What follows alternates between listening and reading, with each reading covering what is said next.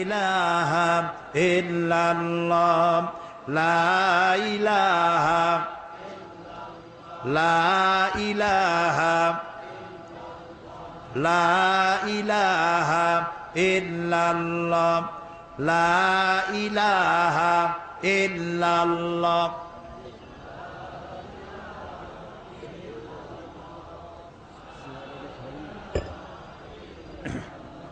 আর একটু বলি, কোরআন শরীফ শুনতে যারা আসবেন নিয়ত করে আসবেন যে পুরোটা শুনবো।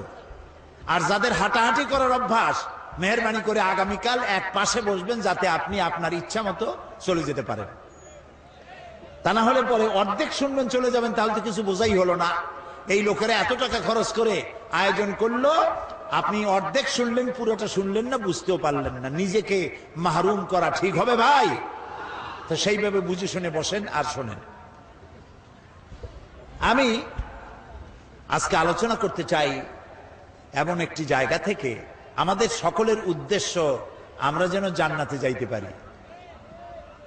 এটা ঠিক কিনা? আর যারা ঠিক কইতে পারলেন না তাদের অবস্থা তো খুবই করুণ। আমাদের উদ্দেশ্য কি? জান্নাত। আমাদের উদ্দেশ্য কি? জান্নাত। দুনিয়ায় যেন শান্তি পাই আর আখিরাতে যেন জান্নাতে যেতে পারি। আল্লাহ যেন তৌফিক দেয়, জোরে কোন আমিন। সেই জান্নাতে যাওয়ার জন্য আল্লাহ তাআলার পক্ষ থেকে কিছু ফর্মুলা দেওয়া আছে, সেই ফর্মুলায় আমরা প্রবেশ করি। পড়েন আমার সাথে সবাই। আউযু বিল্লাহি মিনাশ শাইতানির রাজীম। বিসমিল্লাহির রাহমানির রাহিম। পিছনে পিছনে পিছনে, তা নাহলে ওইদিকে লোকদের কষ্ট হবে। শয়তানের ওয়াসওয়াসা থেকে আল্লাহর কাছে পানা চাই। পরম করুণাময় আল্লাহর নামে শুরু করছি। ইন্নাল্লাহা আশতারা মিনাল মুমিনিনা আনফুসাহুম ওয়া আমওয়ালাহুম বিআন্না লাহুমুল জান্নাহ ইউকাতিলুনা ফি সাবিলিল্লাহি ফায়াকতুলুনা ওয়া يقتلون وعدا عليه حقا في التوراة والإنجيل والقرآن ومن أوفى بعهده من الله فاستبشروا ببيعكم الذي بايعتم به وذلك هو الفوز العظيم। সূরা তওবা 111 নম্বর আয়াত। আল্লাহ তাআলা বলছেন, ইন্নাল্লাহা আশতারা মিনাল মুমিনিনা আনফুসাহুম ওয়া আমওয়ালাহুম বিআন্না লাহুমুল জান্নাহ।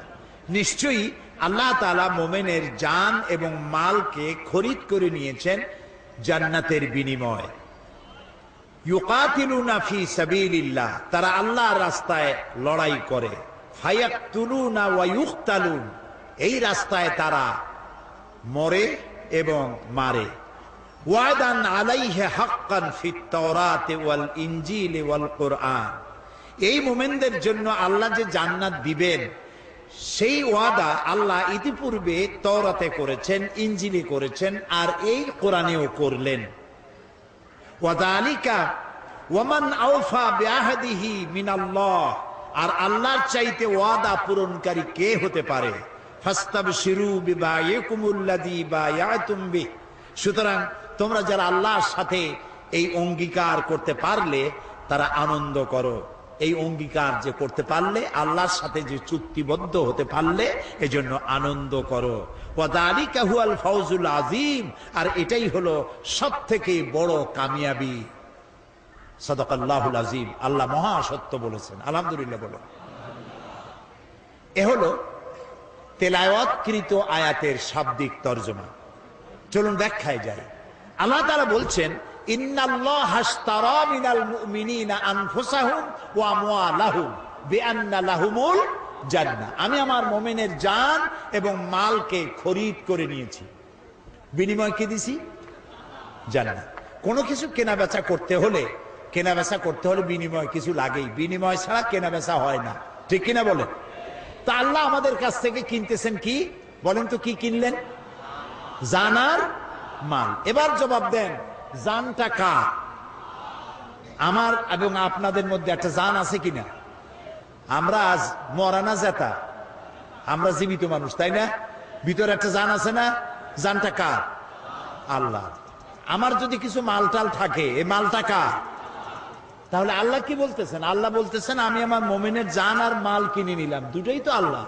তা আল্লাহর মাল, আল্লাহর জান তিনি নিজে কিনতেছেন, এর অর্থটা কি? এর ব্যাখ্যাটা কি? ব্যাখ্যাটা হচ্ছে, জান আর মাল তো আল্লাহর, কিছুদিনের জন্য আমাদের কাছে আল্লাহ তাআলা এটাকে আমানত রেখেছেন। আমাদের কাছে এটা কি? আমানত। জান যদিও আমার, আমি দাবি করি, কিন্তু মূলত মালিক কে?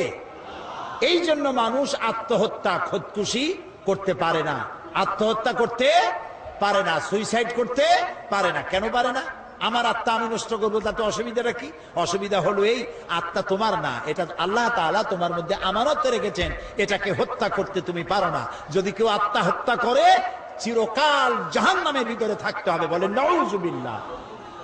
জীবনের প্রতি বিতৃষ্ণ হয়ে আত্মহত্যা কেউ করতে পারবে না, জায়েজ নাই, কারণ ওটা আল্লাহ। তাহলে আল্লাহ বলছেন আমি আমার মোমেন বান্দার জানু নিলাম, মানু নিলাম, কিনে নিলাম, দিলাম জান্নাত। কিনলেনটা কি?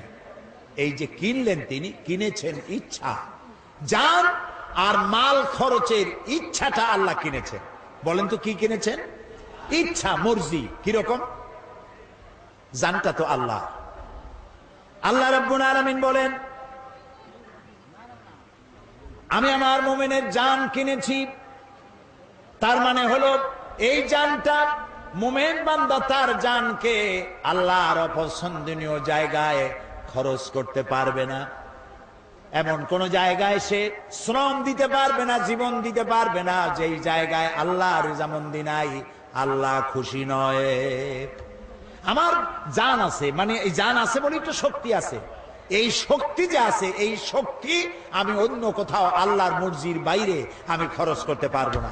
আমি এমন কোন মিছিলে অংশগ্রহণ করতে পারবো না যেই মিছিলে আল্লাহ রেজামন্দি নাই, আল্লাহ রাজি নয়, এমন কোন মিছিলে আমি যেতে পারি না। আমি এমন কোন সমাবেশে যেতে পারি না যেই সমাবেশে আল্লাহ রাজি নয়। আমি এজন্য রাত জাগতে পারি না যে রাত জাগায় আল্লাহ খুশি নয়। আমি দেওয়ালে এমন কিছু লিখতে পারি না যাতে আল্লাহ খুশি নয়। আমি আমার জীবনকে খরচ করার জন্য, শারীরিক শ্রম দেওয়ার জন্য যত কাজ আছে, এর কোনোটাই আমি করতে পারি না যেখানে আল্লাহর খুশি নাই। আমি সেই সব কাজ করব যে কাজ করলে আমার আল্লাহ খুশি হন, কারণ আমার জানটা আল্লাহ আমার কাছে আমানত রেখেছেন, আমার ইচ্ছাটা তিনি কিনে নিয়েছেন।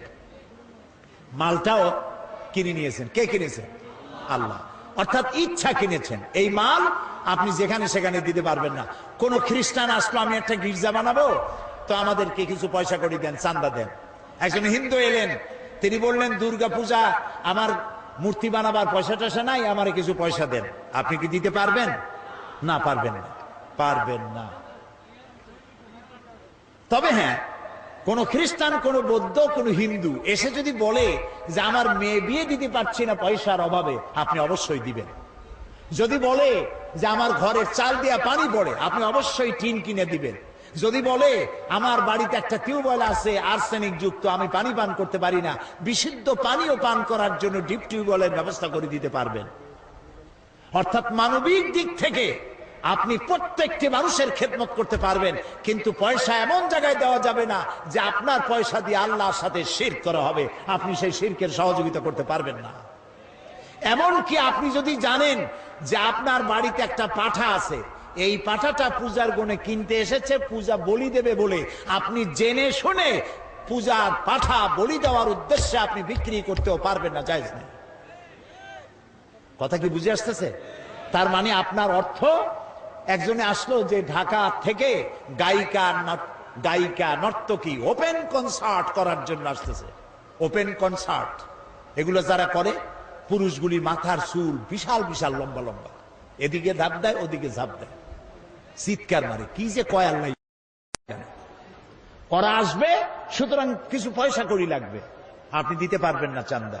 নায়িকা আসবে, গায়িকা আসবে, আমাদের মহা বিপ্লবী নেতা আসবে, আপনি দিতে পারবেন না পয়সা। এ পয়সা আপনার কাছে আমানত। এ পয়সা কার কাছে? আপনার কাছে কে আমানত রেখেছে? আপনি খরচ করবেন আল্লাহর পথে। আল্লাহ রাজি নাই এমন জায়গায় খরচ করতে পারবেন না, কারণ আপনার জান আর মাল আল্লাহ খরিদ করেছেন। যদি আপনি মোমেন হয়ে থাকেন, ইমানের দাবি যদি করে থাকেন, আপনার জান আপনার মাল আপনার নিজের ইচ্ছায় খরচ করতে পারবেন না। দেখেন, একটা মানুষ যখন মারা যায় তখন কবরের মধ্যে রাখিয়া আমরা কি বলি? মাটি দেওয়ার সময় কি বলি?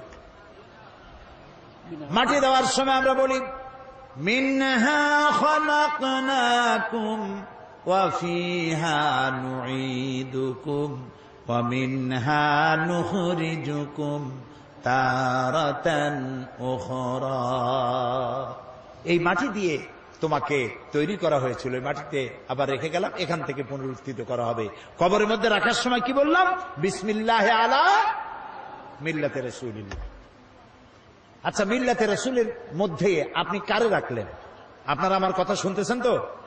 চিন্তা করতেছেন তো? চিন্তা করেন, তাহলে বুঝতে পারবেন।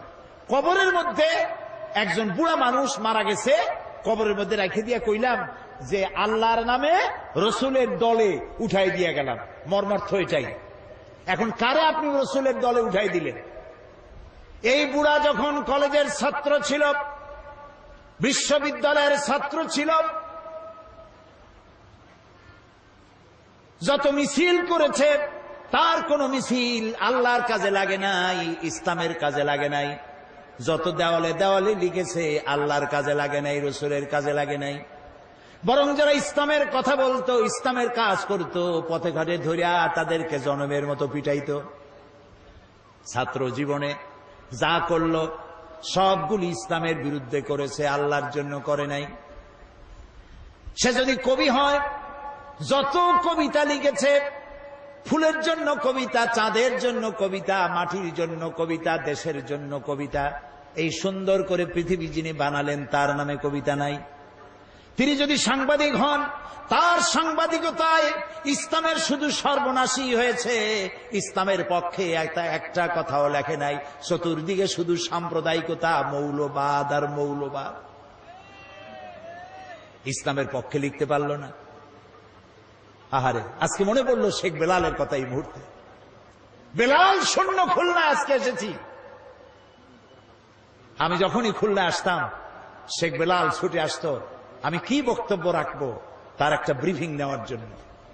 সন্ধ্যার আগেই ঢাকায় পৌঁছায় দেবে। বেলাল, কি সুন্দর নাম তার মা বাপ তার রাখছে, একটা ব্ল্যাক ডায়মন্ড, খুলনার রত্ন, সাংবাদিক জগতের উজ্জ্বল জ্যোতিষ্ক। আল্লাহ তাআলা বেলালকে কিয়ামতের দিন হযরত বেলালের সাথী করে জান্নাতে রেখো। এই সাংবাদিকতার দাম আছে, যে সাংবাদিকতা আল্লাহর কাজে লেগেছে, রসুলের কাজে লেগেছে, ইসলামের কাজে লেগেছে। কলম ধরলেই ইসলামের বিরুদ্ধে, কলম ধরলেই মৌলানাদের বিরুদ্ধে, কলম ধরলেই মাদ্রাসার বিরুদ্ধে সমানে। অথচ জন্ম দিয়েছে একজন মুসলমান, পেটে ধারণ করেছে এক মুসলিম মা। কোন সাহসে ইসলামের বিরুদ্ধে লেখো?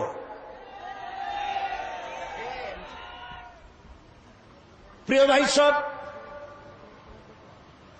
যে বুড়া মানুষটারে কবরে রাখলেন, ছাত্র জীবনে বিরোধিতা করল, শিক্ষক জীবনে, কবি জীবনে, সাহিত্যিক জীবনে, রাজনীতিতে যদি এসে থাকে, সে রাজনীতির ময়দানে এসেও ইসলামকে গালি দিয়েছে, আলেমদেরকে গালি দিয়েছে, সব দোষ আলেমদের মাথায় তুলেছে, মাদ্রাসা দায়ী করেছে, ধর্মনিরপেক্ষ মতবাদের আদর্শ নিয়ে চলেছে। ছাত্র জীবন, কৈশোর, যৌবন, বার্ধক্য, সারাটা জীবন ইসলামের সাথে বিরোধিতা করলো। আর মরে যাওয়ার পর 2-4 মৌলবী এসে কোরআন পড়লো, তারপরে কবরে থুইয়া বললে বিসমিল্লাহ আলা মিল্লাতে রাসূলিল্লাহ।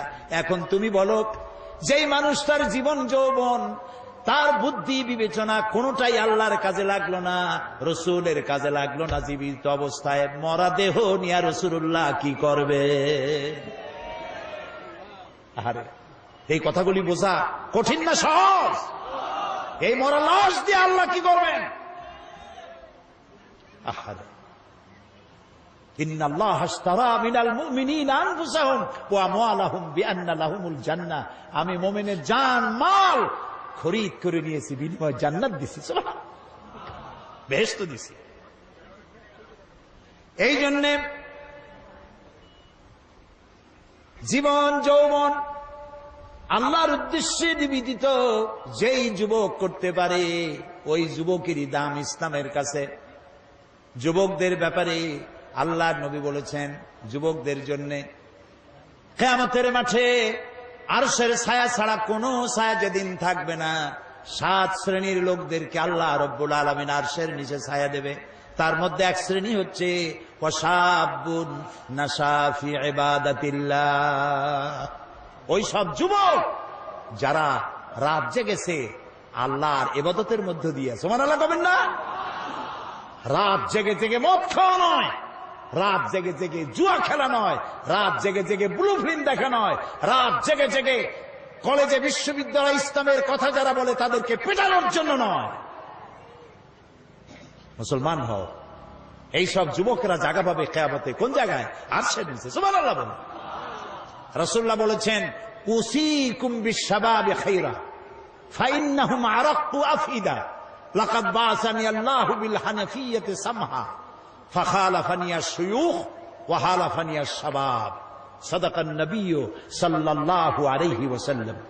রাসূলুল্লাহ বলেছেন, উসিকুম বিশ-শাবাবি খায়রা, আমি তোমাদেরকে উপদেশ দিচ্ছি তোমরা যেন যুবকদের কল্যাণকামী হইও। কারণ যুবকেরা তাদের হৃদয় কোমল, আর আল্লাহ তাআলা আমাকে সত্য দিন প্রতিষ্ঠার জন্য উদারতার সহকারে আমাকে পাঠিয়েছেন। এই দিনকে প্রতিষ্ঠার জন্য আমাকে সহযোগিতা করেছে যুবকেরা, আর বিরোধিতা করেছে বুড়োরা। কে বলেছেন? আল্লাহ রাসূল। বিরোধিতা কারা করছে? বুড়োরা। আর সহযোগিতা করেছে যুবকেরা। সুবহানাল্লাহ বলবেন না? দেখেন না তাকায় মাহফিলের মধ্যে কারা বেশি? বুড়ো বেশি না যুবক বেশি? কারা বেশি? যুবক। আলহামদুলিল্লাহ বলেন। শুধু খুলনায় নয়, সব জায়গায় যুবকদের ঢল নামে। আর এটাই হলো বামপন্থী ধর্মনিরপেক্ষবাদীদের কলজার জ্বালা। তাফসীরের মাহফিলের সাথে এজন্যই শত্রুতা। গত 5 বছর কি জ্বালান জ্বালাইছে আমারে। যেখানে গেছি সেইখানে হরতাল, যেখানে গিয়েছি সেখানে 144 ধারা। আল্লাহ রহমতে সরকার দিয়েছে 144 ধারা, জনগণ 288 বানাইতেছে সব জায়গায়। একটা মাহফিলও বন্ধ করতে পারেনি। আলহামদুলিল্লাহ। ওদের ধারণা কোরআন শুনলে সর্বনাশ। লা তাসমাউ লিহাযাল কোরআন, কোরআন শুনো না, ওয়ালগাউ ফি, কোরআন শুনবা না, আর কোরআন যেখানে আলোচনা হয় সেখানে ডিস্টার্ব করো, সন্ত্রাস করো, যাতে ভয়তে মানুষ না যায়, তাহলে তোমরা জিততে পারবা। এই যত বাধা দিছে লোক তত বেশি হয়েছে। সুবহানাল্লাহ বলো, আলহামদুলিল্লাহ বলো। ওদের সব থেকে বড় লস, তারা ধারণা করে এত কষ্ট করে যুবক পোলাপান ট্রেনিং দিয়া, পয়সা দিয়া, মদ দিয়া, নারী দিয়া, ব্লু ফিল্ম দিয়া এত কিছু করলাম, একটা মাহফিলের ওয়াজ শুনিয়া সব তো আমাদের পুকুরে জিয়ানো মাছগুলি সব চলে গেল ইসলামের পুকুরে। Heavy loss, heavy loss. Loss তোমাদের হবে, মুতু বিগাইজিকুম, তোমাদের লস হতেই থাকবে। ইসলামের পাল্লা ভারী হবে ইনশাআল্লাহ। বলেন ইনশাআল্লাহ। ইনশাআল্লাহ।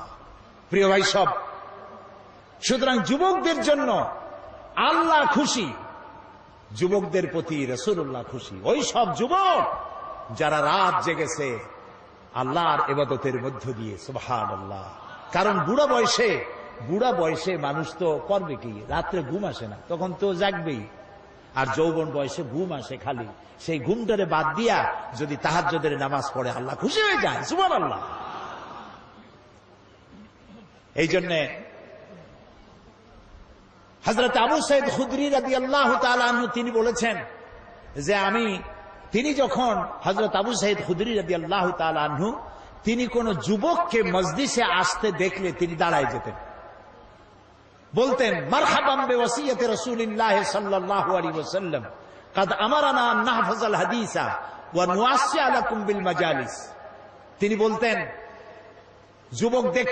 যুবক আসতেছে দেখলে দাঁড়ায় যেতেন আর বলতেন ওয়েলকাম, স্বাগতম, হে রসুলের চলন্ত ওসিয়ত উপদেশ, আমি তোমাকে ওয়েলকাম করছি, তুমি বসো। রসুল্লাহ আমাদেরকে নির্দেশ করেছেন আমরা যেন রসুলের হাদিসগুলিকে মুখস্থ করি, আর যুবকদেরকে যেন আমাদের মজলিসের মধ্যে সুন্দর করে জায়গা করে দেয়। আলহামদুলিল্লাহ। প্রিয় ভাইসব, সুতরাং একজন মুসলমান তার জীবন যৌবন সবটা কাটাবে ইসলামের পথে। কার পথে? জোরে বলেন, কার পথে? ইসলামের পথে। যেখানে ইসলাম সেখানে আমি, যেখানে ইসলাম নাই আমি নাই। তাহলেই মুসলমান হওয়া যাবে। এজন্য আল্লাহ রাব্বুল আলামিন বলেন, ইন্নাল্লাহা আশতারা মিনাল মুমিনিনা আনফুসাহুম ওয়া আমওয়ালাহুম বিআন্না লাহুমুল জান্নাহ। আল্লাহ তাআলা বলেন, আমি আমার মুমিনের জান এবং মালকে খরিদ করেছি, বিনিময়ে তাকে আমি জান্নাত দান করে দিয়েছি। আল্লাহ তাআলা বলেন, এরা হচ্ছে সেই সব মুমিন যারা আল্লাহর রাস্তায় লড়াই করে। আল্লাযীনা আমানু ইউকাতিলুনা ফি সাবিলিল্লাহ, যারা ঈমানদার তারা লড়াই করে আল্লাহর পথে। ওয়াল্লাযীনা কাফারু ইউকাতিলুনা ফি সাবিলিত তাগুত, আর যারা নাকি কাফের তারাই লড়াই করে মানুষের তৈরি করা আইন প্রতিষ্ঠার জন্য। কে বলতেছেন? কে বলতেছেন? সুতরাং সকলকে মনে রাখতে হবে, আর যারাই উপস্থিত হয়েছেন যিনি যাই করেন মনে রাখতে হবে, ইসলামের বাইরে যা সব জাহালাত, অজ্ঞতা, মূর্খতা, সমাজতন্ত্র বলেন আর ধর্মনিরপেক্ষ মতবাদ বলেন, সব জাহালাত।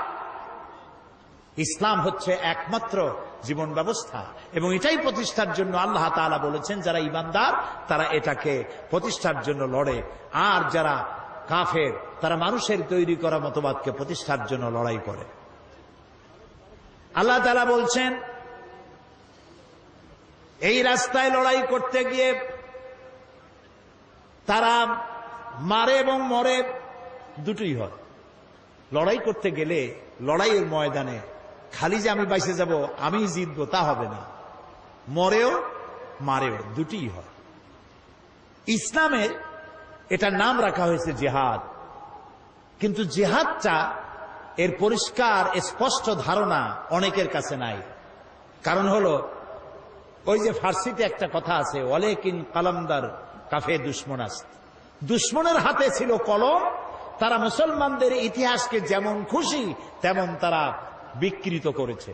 তারা জিহাদ শব্দটারে এমন সর্বনাশ করছে যে জিহাদ নাম শুনলেই মানুষের চোখের সামনে একটা ছবি ভেসে ওঠে, রক্তচক্ষু, দাড়ি, হাতে তরবারি, হিন্দু খ্রিস্টান যা পায় সমানে কচু কাটা করে, এর নাম জিহাদ। নাউজুবিল্লাহ, জোরে বলেন নাউজুবিল্লাহ। এর নাম জিহাদ নয়, ওয়ার। ইংরেজিতে বলা হয় ওয়ার, বাংলা বলা হয় যুদ্ধ। ওয়ার এবং যুদ্ধ এটার আরবি হলো হারবুন, জিহাদ নয়। জিহাদ ভিন্ন জিনিস।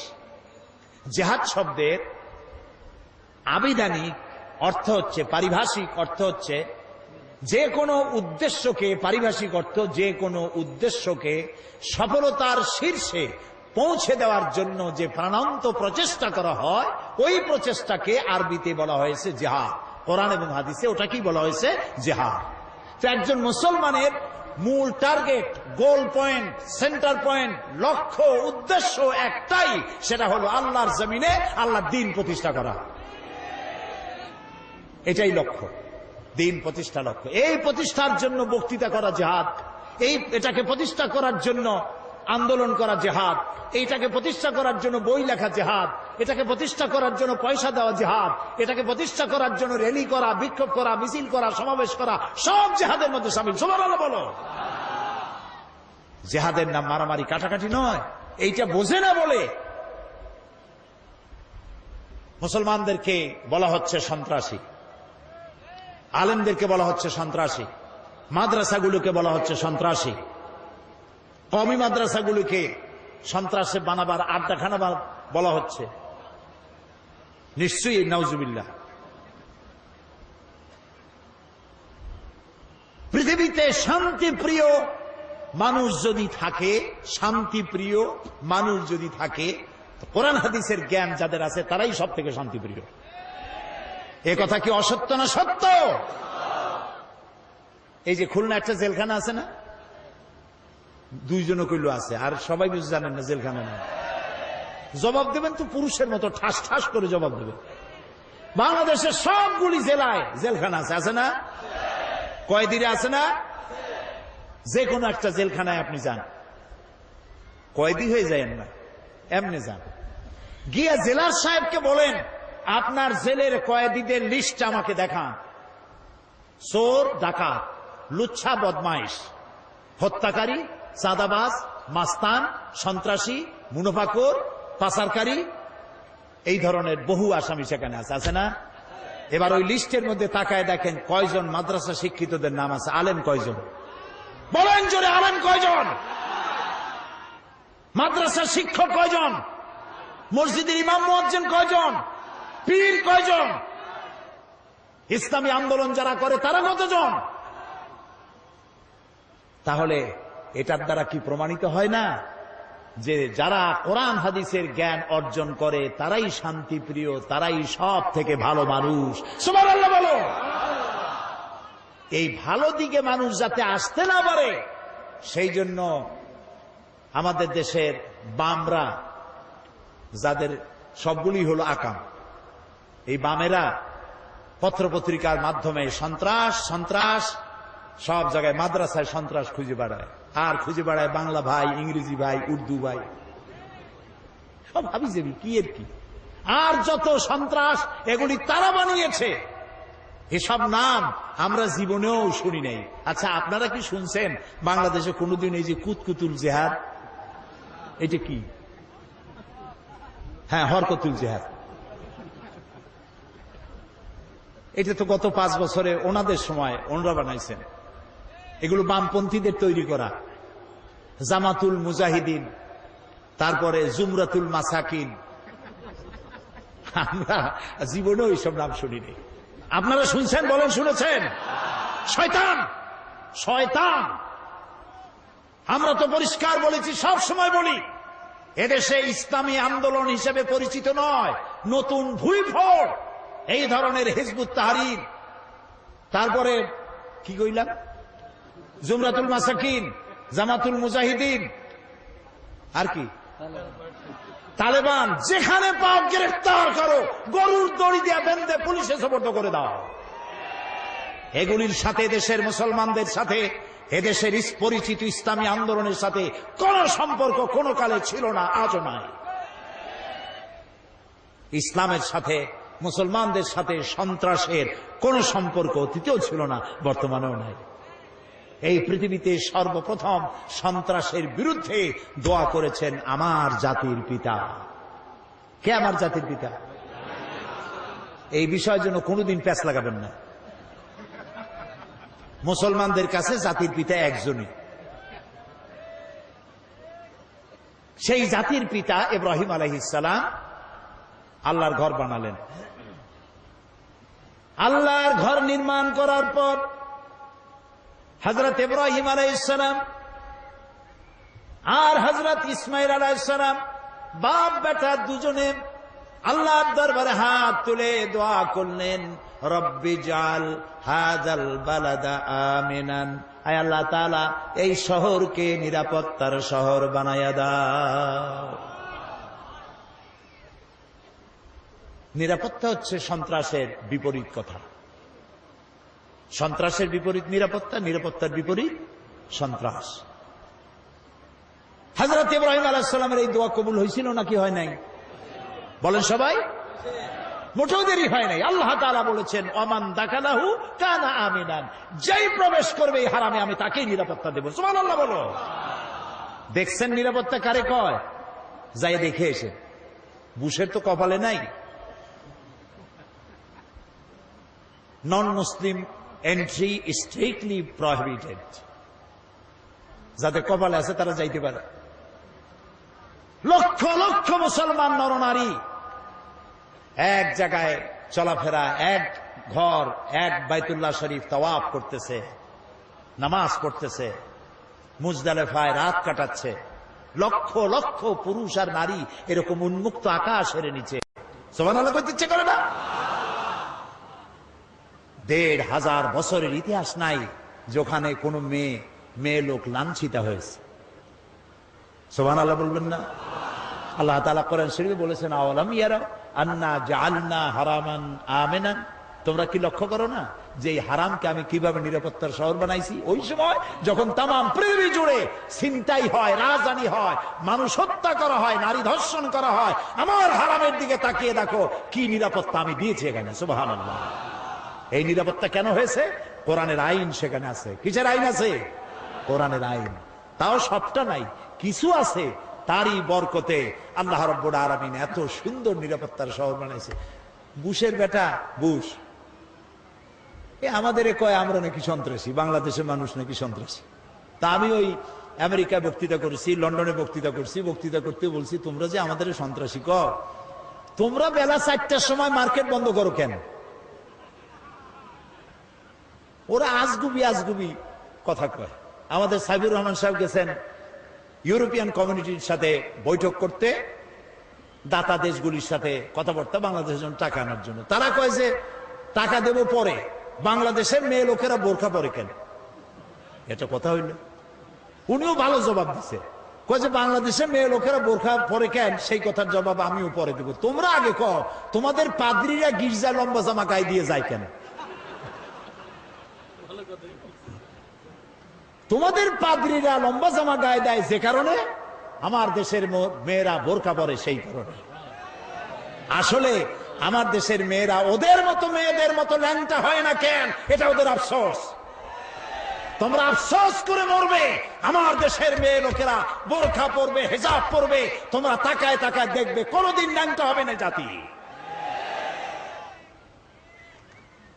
এরা, আমি বলি যে দেখো বেলা 4টার সময় ডিপার্টমেন্টাল স্টোরগুলি সব বন্ধ হয়, শুধু ইমার্জেন্সি ফার্মেসিগুলি খোলা থাকে, বাকি সব বন্ধ। বেলা 4টায় 5টায় সব বন্ধ।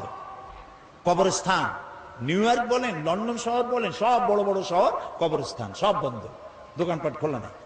তাই বললাম তোমরা যে আমাদের সন্ত্রাসী কও, চলো আমাদের দেশে। তোমরা বন্ধ রাখো কেন 4টার সময়, খোলা রাখো না কেন সন্ধ্যার পরে? কারণ সিকিউরিটি দিতে পারবে না, চুরি হবে, ডাকাতি হবে, খুনাখুনি হবে, মারামারি হবে, সিকিউরিটি দিতে পারবে না, সেই জন্য বন্ধ করে দাও। আমাদের সন্ত্রাসী কও, শুধুমাত্র নরসিংদীর বাবুরহাটে যায় দেখো, বাবুরহাট বাংলাদেশের ম্যানচেস্টার, এক এক হাটবারের রাতে 1 কোটি না, শত শত কোটি টাকার কাপড় চোপড় বিক্রি হয়, পুলিশও নাই, বিডিআরও নাই। আমার দেশের যশোরে, এই যে যশোর উত্তরবঙ্গে কত বাজার আছে রাত 12টা 1টা পর্যন্ত হয়, আছে না? বহুত বাজার আছে, পুলিশের ভর্তা খাইতেও পুলিশ পাওয়া যাবে না। আমাদের দেশ এত ভালো, আলহামদুলিল্লাহ বলে। এই ভালো যাদের সহ্য হয় না, তারা এই দেশেই শুধু সন্ত্রাস খুঁজে বেড়ায়, মৌলবাদ খুঁজে বেড়ায়। তা তোমরা তোমাদের সন্ত্রাস আর মৌলবাদ খুঁজে বেড়াইতে থাকো, বাংলাদেশ তাদের নিজস্ব গতিতে চলবে ইনশাআল্লাহ, ইনশাআল্লাহ, ইনশাআল্লাহ। আলহামদুলিল্লাহ কর। প্রিয় ভাই সব, সেই জন্য আল্লাহ তাআলা বলছেন যে এই কোরআনের আইনকে প্রতিষ্ঠা করার জন্য লড়তে হবে। সে লড়াইয়ের অর্থ কি তাও বললাম। লড়াইয়ের অর্থ এই না যে আপনি কাটাকাটি আর খুনাখুনি করবেন। রাসূলুল্লাহ যত যুদ্ধ করেছেন, একটি যুদ্ধ অফেন্সিভ ছিল না, সবগুলি যুদ্ধ ছিল ডিফেন্সিভ। আক্রান্ত হয়েছেন, তিনি প্রতিরোধ করেছেন, সুবহানাল্লাহ বলে। তিনি আক্রমণ করেছেন, আক্রমণকারী হয়ে যুদ্ধ করেছেন, এরকম নাই। আল্লাহ রাব্বুল আলামিন বলেন, আমি আমার মুমিনের জান এবং মালকে খরিদ করে নিয়েছি, বিনিময়ে তাদেরকে জান্নাত দেব। এই যে এটা হলো আমার ওয়াদা। ওয়াদান আলাইহি হাক্কান ফিত তাওরাতি ওয়াল ইনজিল ওয়াল কুরআন। এই ওয়াদা আমি ইতিপূর্বে তাওরাতে করেছি, ইনজিলে করেছি, আর এই কোরআনেও একই ওয়াদা করলাম। সুবহানাল্লাহ। ওয়াদা কার? আল্লাহ রাব্বুল আলামিন এবার বলেন, ওয়ামান আওফা বিআহদিহি মিনাল্লাহ। আর আল্লাহর চাইতে ওয়াদা পূরণকারী কে বেশি হতে পারে? আল্লাহর চাইতে ওয়াদা কেউ পূরণ করতে পারে? কেউ পারে না। আল্লাহ তাআলা বলছেন, দেখো, ফাস্তাবশিরু বিবাইকুমুল্লাযী বায়াতুম বিহি। এবার আল্লাহর এই অঙ্গীকারের সাথে আল্লাহর সাথে এই চুক্তি তোমরা যদি কেউ করতে পেরে থাকো তাহলে এবার আনন্দ করতে পারো। আমরা কি চুক্তি করতে পারলাম? বোঝেন নাই কথা। আমার জান আমার মাল কে কিনে নিয়ে গেছেন? বিনিময় কি দিছেন? আজ থেকে ওয়াদা করলাম আমার জান আমার মাল আল্লাহর রেজামন্দি ছাড়া, আল্লাহর খুশি রাজি ছাড়া, অন্য আল্লাহর অমতে, আল্লাহর অরাজিতে, আল্লাহর না খুশিতে আমার জান মাল খরচ করব না। এই ওয়াদা করতে রাজি আছেন? কারা কারা রাজি হাত উঁচু করে দেখান। আলহামদুলিল্লাহ বলেন, আলহামদুলিল্লাহ বলেন। এই ওয়াদা যারা করতে পারলেন আল্লাহ তাআলা তাদের জন্য বলছেন ফাস্তাবশিরু, এখন আনন্দ করো। সুবহানাল্লাহ। এই যে চুক্তি করতে পারলা এজন্য আনন্দ করো। ওয়া যালিকা হুয়াল ফাউজুল আযীম, আর এটাই হলো চূড়ান্ত সাকসেস, বিরাট কামিয়াবি, চরম সফলতা। সুবহানাল্লাহ। আল্লাহ যদি কয় এটাই হলো চূড়ান্ত সফলতা, আর কোন সফলতার দরকার আছে? এই মোমেন কারা হবে? সেই মোমেনদের 8টি গুণ লাগবে, 8টি কোয়ালিটি লাগবে, 8টি শর্ত লাগবে। কয়টা শর্ত? সে 8টি শর্তের কথা আগামীকাল বলবো ইনশাআল্লাহ। যে 8টি শর্ত পুরো করতে পারলে জান্নাত ওয়াজিব হয়ে যাবে। সুবহানাল্লাহ। এখন মুনাজাত হবে। মুনাজাতের জন্য দাঁড়ানো ভাইয়েরা বসেন। ওই যে দাঁড়ানো আছেন, যে যিনি যেখানে যিনি দাঁড়াইছেন বসেন, মুনাজাতে শরীক হন। মুনাজাত, দাঁড়ানো ভাইরা সবাই বসুন, মুনাজাতে শরীক হন। আমি তো বসতে কইলাম, হাঁটতে তো বলি নাই। মুনাজাতের কথা শুনলে যারা হাঁটে আমি তাদের সম্পর্কে খুব চিন্তায় পড়ে যাই। চিন্তায় পড়ি এই কারণে, এখানে যেমন ক্যামেরা আছে, আল্লাহর ফেরেশতাদের হাতে ক্যামেরা থাকতে পারে না? তো মুনাজাতের আহ্বান করা হলো, তখন অ্যাবাউট টার্ন যারা করলেন ফেরেশতার ক্যামেরায় কিভাবে উঠবেন তারা? নাউজুবিল্লাহ কর, আল্লাহ রহম করুক কন আমিন। প্রিয় ভাই সব, আগামীকাল সকাল কয়টা? সকাল 9টায় এই মাঠে মহিলাদের উদ্দেশ্যে আলোচনা হবে, আলাদা মাহফিল শুধু মহিলাদের জন্য। আলহামদুলিল্লাহ কর সবাই, আপনারা আপনাদের স্ত্রী, আপনার বোন, আপনার মা, আপনার মেয়ে সবাইকে পাঠিয়ে দেবেন। বাচ্চাগুলা, ছোট্ট ছোট্ট বাচ্চাগুলা আপনারা কোলে নিয়ে বাইরে বাইরে হাঁটবেন। এখানে পর্দা করে দেওয়া হবে, পর্দার ভেতরে মায়েরা বোনেরা বসে শুনবেন। আর আপনার একটা রিহার্সাল হোক যে এই বাচ্চাটি নিয়ে মায় কত কষ্ট করে, তারও একটা অনুভূতি হবে। একটা মা যদি ভালো হয় একটা সংসার ভালো হয়ে যায়। আলহামদুলিল্লাহ বলেন। আমি প্রথমে আগামীকাল আল্লাহ যদি বাঁচায় রাখেন, প্রথমে মহিলাদের প্রশ্নের জবাব দেব, লিখিত প্রশ্নের জবাব দেব, তারপরে তাদের আলোচনা করব। মেয়েদের অনেক কথা জানার আছে যা কারো কাছে জানতে পারে না, বলতেও পারে না, লোকও পায় না। এই জন্য তাদের প্রশ্নের জবাব দেওয়া হবে প্রথমে, তারপরে আলোচনা হবে। প্রশ্নগুলো আপনি সহযোগিতা করেন, আপনার স্ত্রীর যা জানা দরকার আপনি সাহায্য করতে পারেন, লিখিত আকারে প্রশ্ন নিয়ে আসবেন এখানে মহিলাদের জন্য। আগামীকাল সকাল 9টায়, দেরি করবেন না মোটেই, একদম 9টায় প্রোগ্রাম শুরু হয়ে যাবে ইনশাআল্লাহ। বলেন ইনশাআল্লাহ। এই যে সেদিন সাতক্ষীরায় প্রোগ্রাম করলাম, মহিলাদের প্রোগ্রাম, 100-র উপরে বাস আসছিল মহিলাদের বহন করে নিয়ে এসে। যখন মহিলাদের ছেড়ে দেওয়া হয়েছে গোটা শহর বোরখার শহর হয়ে গেছে। যশোরও তাই হয়েছে, যশোরে আলহামদুলিল্লাহ। মা বোনদেরকে সম্মান দিতে হবে, তারা সম্মানের পাত্রী, তারা শুনতে পারেন না, এই জন্য তাদেরকে বিশেষভাবে শোনাতে হবে। আল্লাহ যেন তৌফিক দেন, বলেন আমিন। এরপরে এখানে বুক স্টল, বই মেলা হয়েছে, বহু বই এখানে এসেছে আলহামদুলিল্লাহ বলে। আমাদের কেনার অভ্যাস খুব কম, আল্লাহর হস্তে পাইতে পাইতে সর্বনাশ হয়ে গেছে। একটু কিনেন, কাজে লাগবে। এই যে কোরআন শরীফের কথা আমি বললাম, আপনি যদি কোরআন শরীফ নিজে কিনে পড়তেন তাহলে আপনি প্রত্যেকটা কথার জবাব দিতে পারতেন সাথে সাথে।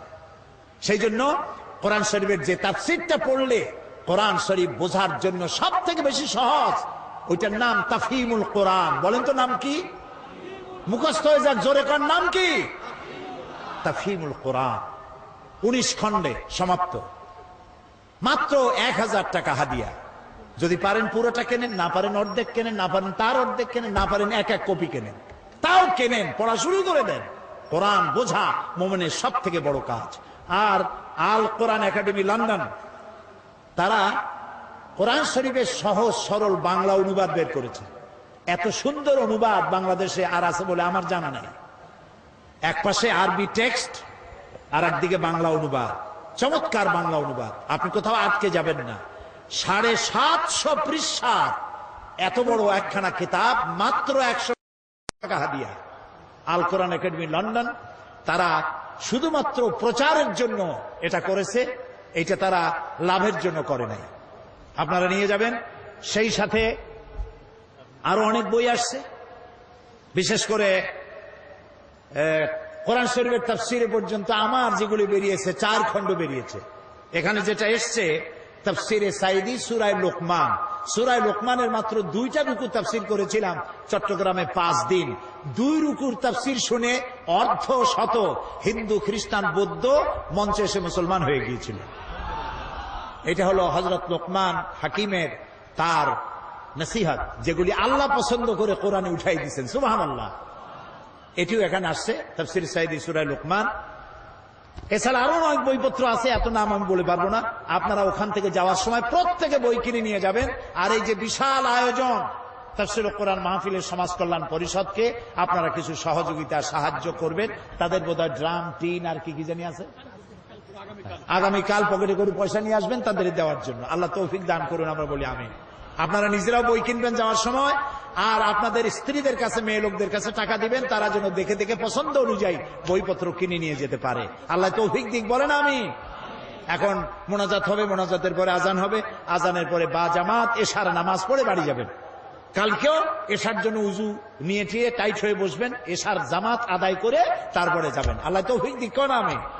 ওয়াজ শুনে কি হবে যদি জামাতে নামাজ না পড়লাম? আল্লাহ সকলকে তৌফিক দিন, আল্লাহুম্মা আমিন। রব্বানা যালামনা আনফুসানা ওয়া ইন লাম তাগফির লানা ওয়া তারহামনা লানাকুনান্না মিনাল খাসিরিন। হায় আল্লাহ তাআলা, হাজার হাজার মুসলমান নরনারী দীর্ঘক্ষণ তোমার দ্বীনের কথা শুনেছি, কোরআনের কথা শুনেছি। আল্লাহ মেহেরবানি করে জিন্দেগীর গুনাহ আমাদের মাফ করে দাও। আমাদের মা বাপ মুরব্বী যারা কবরে শুয়ে আছেন, আল্লাহ তাআলা কবরগুলিকে জান্নাতের টুকরায় পরিণত করে দাও। রব্বির হামহুমা কামা রব্বায়ানি সগীরা, রব্বির হামহুমা কামা রব্বায়ানি সগীরা।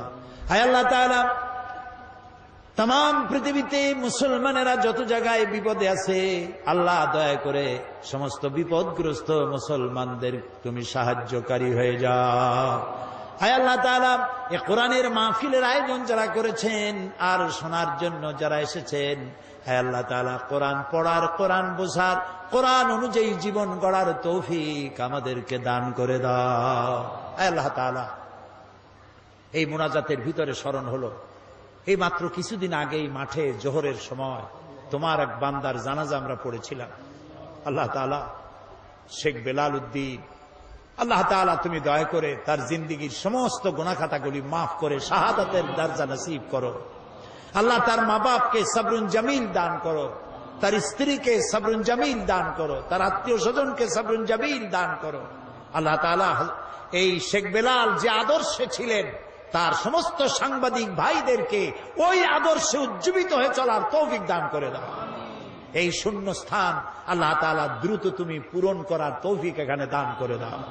রব্বুল আলামিন, ইসলামী সমাজ কল্যাণ পরিষদ যারা এই কোরআনের মাহফিলের আয়োজন করেছেন, এত সুন্দর লাইটিং করেছেন, তাদের দিল, তাদের জীবন কোরআনের আলো দিয়ে আলোকিত করে দাও। আল্লাহ তাআলা, আগামীকাল এ মাহফিল শেষ হবে, সেজন্য আগামীকালের মাহফিল তুমি কামিয়াব করে দিও, পরিবেশ তৈরি করে দিও। মহিলা মাহফিল, পুরুষ মাহফিল, আল্লাহ তাআলা ইন্তজামের দায়িত্ব তোমার কুদরতে, আল্লাহ কুদরতের কাছে আমরা সুপর্দ করলাম। রব্বানা তাকাব্বাল মিন্না ইন্নাকা আনতাস সামিউল আলিম ওয়া তুব আলাইনা ইন্নাকা আনতাত তাওয়াবুর রহিম।